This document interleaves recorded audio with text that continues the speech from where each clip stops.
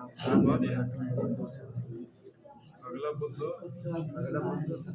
الله الرحمن الرحيم وبه نستعين أما بعد فأعوذ بالله من الشيطان الرجيم بسم الله الرحمن الرحيم يا أيها الذين آمنوا أطيعوا الله وأطيعوا الرسول وأولي الأمر منكم صدق الله العظيم دولت نہ حکومت نہ سیاست اچھی دولت نہ حکومت نہ سیاست اچھی اچھا وہی ہے جس کی فطرت ہو اچھی یہ علم یہ حکمت یہ تدبر یہ حکومت یہ علم یہ حکمت یہ تدبر یہ حکومت پیتے ہیں لہو دیتے ہیں تعلیم مساوات اسٹیج پر جلوہ افروز مشرق و مربی اساتذہ کرام اور سبیلی رفقا میرے لیے بڑی سعادت کی بات ہے کہ مجھے انجمن الفلاح کا سالانہ انعامی تقابلی تقریری اور اختتامی اجلاس میں اور سیاسی قیادت کے عنوان کے تحت بولنے کا موقع ملا اللہ تعالیٰ سے دعا کیجیے کہ اللہ تعالیٰ مجھے عنوان کے تحت بولنے کی توفیق عطا فرمائے حضرات جہاں تک علماء اور سیاست کے باہمی تعلق کا سوال ہے تو یہ بات بطور اصول پیش نظر رکھنا ضروری ہے کہ علماء کا تعلق دینی بھی ہے نظریاتی بھی ہے عملی بھی ہے اور واقعاتی بھی دینی اور نظریاتی تعلق علماء کرام پہ یہ ہے کہ وہ حضرات انبیاء کرام علیہم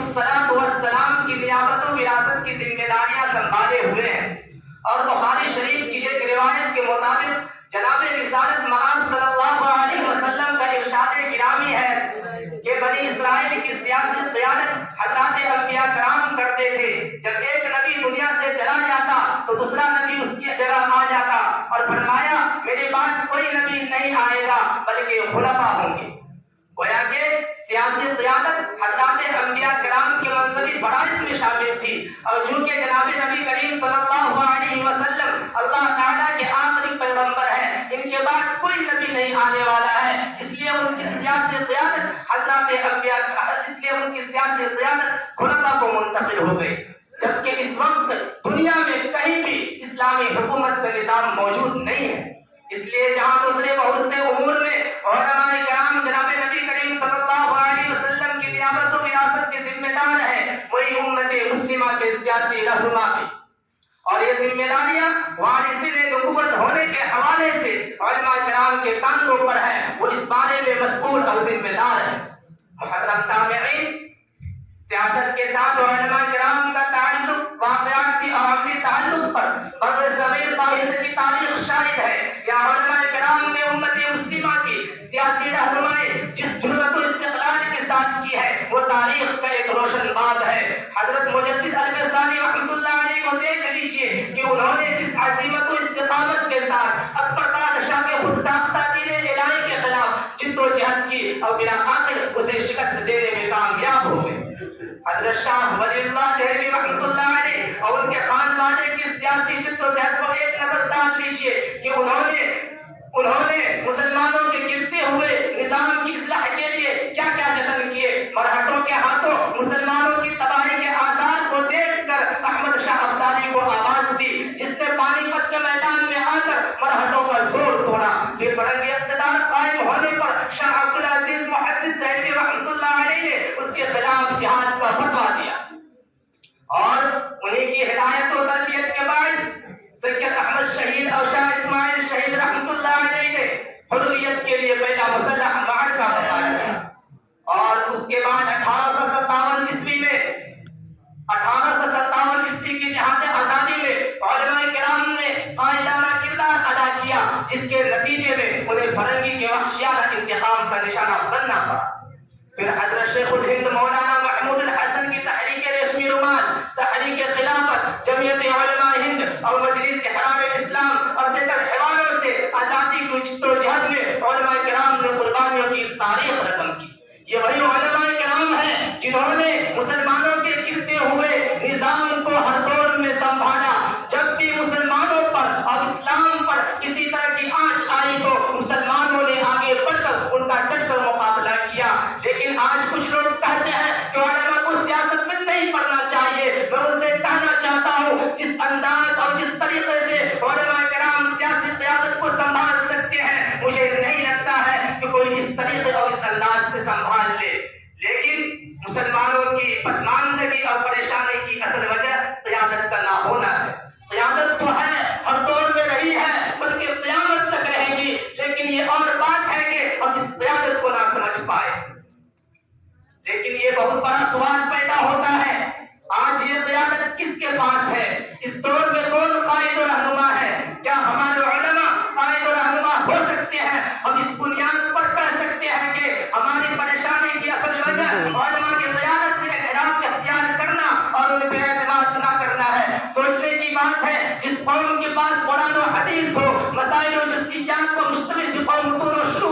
ہمارے دین کی تعلیمات، ہمارے اسلاف کی ہدایت و ارشادات اور بزرگوں کے پند و نصائح موجود ہوں، پھر وہ اس طرح کی بات کرے کہ ہمارے پاس قائد و رہنما نہیں ہے، اس قدر حیرت کی بات ہے۔